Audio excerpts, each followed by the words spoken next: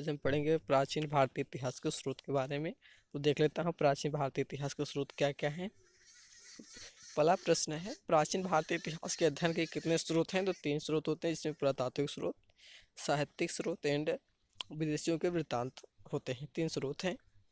प्राचीन भारत के इतिहास जानने के सबसे मुख्य स्रोत की बात करें तो पुरातात्विक स्रोत हो जाएगा। पुरातात्विक स्रोत के अंतर्गत सबसे प्रमाणित स्रोत क्या है? अभिलेख है। अभिलेख कितने प्रकार के हो सकते हैं? तो 2 प्रकार के होते हैं, एक सरकारी होते हैं और एक निजी अभिलेख होते हैं। विश्व के सबसे प्राचीन अभिलेख कहाँ से प्राप्त हुए हैं? तो एशिया माइनर के बोगजगोई नामक स्थान से।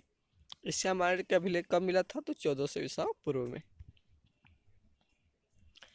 एशिया माइनर के अभिलेख में किन किन भारतीय देवताओं के नाम मिले हैं? तो इसमें मित्र हैं, वरुण, इंद्र एवं नासत्य इन देवताओं के नाम मिले थे।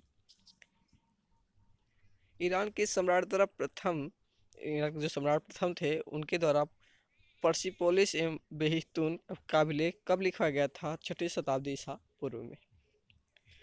पर्सिपोलिस एवं बेहिस्तून अभिलेख में भारत के किस प्रांत को जीतने के साक्ष्य मिले हैं? जीतने के तो सिंध प्रांत के।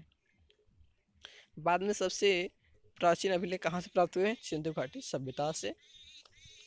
सिंधु सभ्यता का अभिलेख किस पर लिखी गई थी? तो मिट्टी के बर्तन एवं मोहरों पर। सिंधु घाटी के अभिलेख किस प्रकार की लिपि में लिखी गई है? तो भावचित्रात्मक है। मौर्य काल के अभिलेख को सर्वप्रथम किसने पढ़ा था? तो जेम्स प्रिसेप ने 1837 में पढ़ा था। जेम्स प्रिसेप किस देश के रहने वाला विद्वान था? तो फ्रांस का। अशोक ने अपने अभिलेख में किस किस लिपि का प्रयोग किया? तो ब्राह्मी लिपि हो जाएगा, खरोष्ट लिपि, आर्मेयिक लिपि एवं यूनानी लिपि, 4 लिपियों का प्रयोग किया था अशोक ने। अशोक ने अपने अभिलेख पर किस लिपि का प्रयोग सबसे अधिक किया? तो ब्राह्मी लिपि का हो जाएगा। अशोक के किस अभिलेख पर 2 भाषाओं का प्रयोग हुआ है? तो सारे, कुंडानी, कंधार का। अशोक ने अपने किस अभिलेख पर खरोष्ठी लिपि का प्रयोग किया? तो मानसेहरा एवं शहबाजगढ़ी। मानसेहरा एवं शहबाजगढ़ी कहाँ पे स्थित है? पाकिस्तान में हो जाएगा। बात की किस अभिलेख पर पहली बार संस्कृत भाषा का प्रयोग किया गया था? जूनागढ़ अभिलेख में। हाथी गुफा अभिलेख का संबंध किस धर्म से है? तो जैन धर्म से है। एरोल अभिलेख में किसकी जानकारी मिलती है? चालुक्य शासक पुलकेशिन द्वितीय एवं हर्षवर्धन का। एहोल अभिलेख को किसने लिखा? रवि कीर्ति ने। प्रयाग स्तंभ अभिलेख को किसने लिखा? तो हरिशेर ने। प्रयाग स्तंभ अभिलेख को किस भाषा में लिखा गया है? तो संस्कृत भाषा में लिखा गया है। प्रयाग स्तंभ अभिलेख में किसके विषय में लिखा गया है? समुद्रगुप्त के विजय के बारे में जो प्रयाग स्तंभ है। भारतीय इतिहास में पहली बार सती प्रथा का उल्लेख किस अभिलेख में किया गया? एरन अभिलेख में। एरन अभिलेख को किसने लिखाया था? गुप्त वंश के शासक भानुगुप्त ने। नासिक के गुहा लेख को किसने लिखवाया था? सातवाहन नरेश पुरुमावी ने। मंदसौर अभिलेख को किसने लिखवाया था? मालवा नरेश यशोवर्धन ने। अशोक ने बरार की पहाड़ी गुफा में अभिलेख लिखकर किस धर्म के भिक्षुओं को दान दिया था? आजीविक संप्रदाय के भिक्षुओं को। नागार्जुन की पहाड़ियों में गुफा का निर्माण किसने करवाया था? दशरथ। निजी अभिलेख किस स्थान पर खुलवाया जाता है? मंदिर एवं मूर्तियों पर। पुष्यमित्र शुंग द्वारा अश्वमेध यज्ञ किसने किए जाने की जानकारी कहाँ के अभिलेख से प्राप्त होती है? हमें अयोध्या अभिलेख से। हेलियोडोरस ने अपना अभिलेख किस स्थान पर लिखवाया था? विदिशा नामक स्थान पर। विदिशा अभिलेख से किस धर्म की जानकारी मिलती है? वैष्णव धर्म की। भारत में सिक्के की जन्मदाता किसे माना जाता है? गौतम बुद्ध को। आहत सिक्के का प्रचलन कब से शुरू हुआ था? तो 6ठी शताब्दी ईसा पूर्व से। भारत में सोने के सिक्के के सर्वप्रथम किसने जारी किया था? यूनानी, जो हिंद यूनानी थे उनके द्वारा सोने के सिक्के जारी किए थे। भारत में किस राजवंश के शासकों ने सबसे शुद्ध सोने के सिक्के जारी किए? कुषाण राजवंश ने। भारत में किस राजवंश के शासकों ने सबसे अधिक सोने के सिक्के को जारी किया? गुप्त वंश के शासकों ने। बाद में सबसे ज्यादा सिक्के किस काल में जारी किए? तो मौर्योत्तर काल में।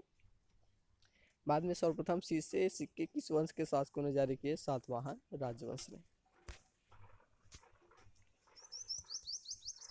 बाद में प्रोटीन के सिक्के किस राजवंश ने जारी किए? सातवाहन राजवंश। कुषाण वंश के शासक कनिष्क ने अपने सिक्कों पर किस चित्र अंकित करवाया था? गौतम बुद्ध का। किसके सिक्के पर बीड़ा बजाते हुए अंकित किया गया है? तो समुद्रगुप्त के।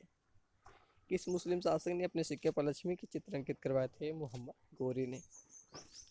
व्याघ्र शैली के सिक्के सर्वप्रथम किसने जारी किए थे? समुद्रगुप्त द्वितीय विक्रमादित्य ने।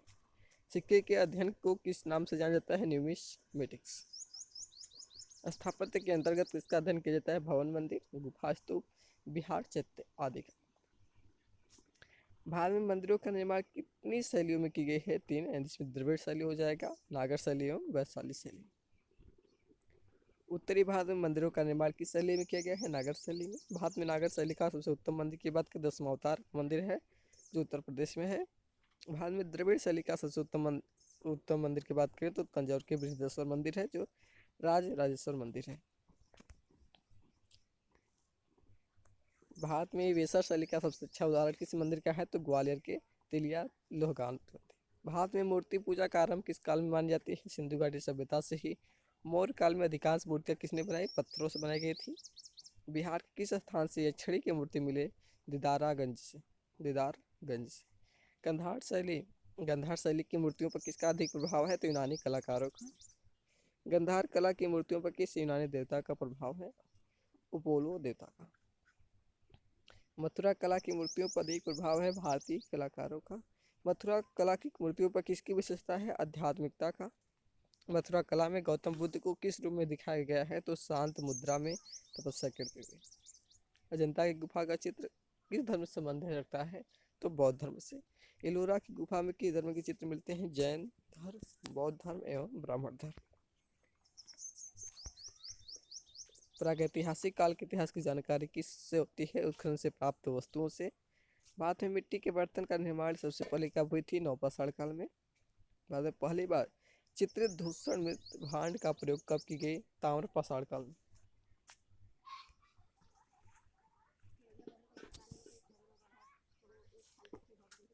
आग का आविष्कार किस काल में हुआ था? तो पुरापाषाण काल में। मानव के द्वारा आग का प्रयोग पहली बार किस काल में किया गया? नवपाषाण काल में। पुरापाषाण काल के लोग कहाँ पर रहते थे? तो पर्वतों में रहते थे गुफा बनाकर। पुरापाषाण काल के लोग क्या भोजन करते थे? शिकार करते थे जंगली जानवरों का। पुरापाषाण काल के लोग किस प्रकार के वस्त्र का प्रयोग करते थे? वस्त्र नहीं पहनते थे। पुरापाषाण काल के सबसे ज्यादा उपकरण कहाँ प्राप्त हुए? सोहन नदी की घाटी से। सोहन नदी किस देश में है? तो पाकिस्तान में हो जाएगा। मानव द्वारा सर्वप्रथम किस उपकरण का प्रयोग किया गया था? पत्थर से बने कुल्हाड़ी का।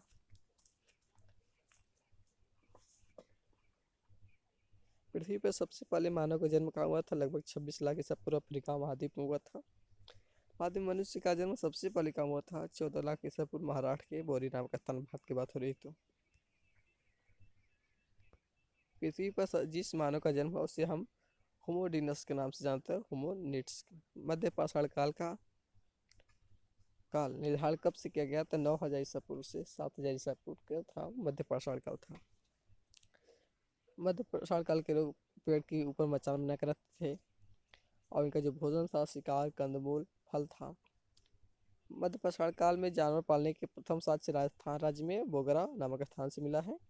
और इनका जो सर्वप्रथम पालतू जानवर बात करें पालतू जानवर की तो कुत्ता हो जाएगा। भारतीय इतिहास के अनुसार नवपाषाण काल का समय कब शुरू होता है? तो 7000 ईसा के पूर्व से। भारत में कृषि का आरंभ नवपाषाण काल में हुआ था। पहली बार कृषि कहाँ हुए थे? तो मेहरगढ़ में हुए थे। वर्तमान में मेहरगढ़ नामक स्थान कहाँ पर स्थित है? पाकिस्तान के बलूचिस्तान नामक स्थान पर। नवपाषाण काल यानी किस काल में जो है लोग घर बना कर रहते थे? तो नवपाषाण काल में हो जाएगा। अंडरग्राउंड तरह की मकान नवपाषाण में कहाँ से मिली हमें? तो बुर्ज होम जम्मू कश्मीर। नवपाषाण काल में चावल उपजाने के प्रथम साक्ष्य कहाँ से प्राप्त होते हैं? तो कोल्डिया उत्तर प्रदेश से। बिहार राज्य के किस स्थान से हड्डी के बने औजार एवं उपकरण मिले? चिरांद एवं सोनपुर से। वर्तमान में चिरांद स्थल बिहार के किस जिले में है? सारण जिले में। मानव के द्वारा पहली बार वस्त्र का प्रयोग कब किया गया? नवपाषाण काल में। पहली बार पत्थर के औजार को पॉलिश कब की गई? नवपाषाण काल में।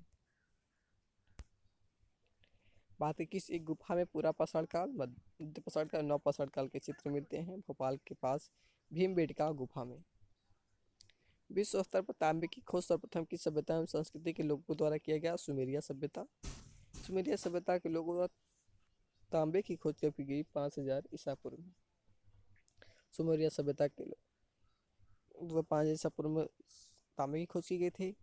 बाद पहली बार किस सभ्यता के लोगों ने लिपि भाषा का प्रयोग किया? हड़प्पा सभ्यता के लोगों ने। कि भारत में बड़े बड़े गांव की स्थापना कब हुई? ताम्र प्रसार काल में।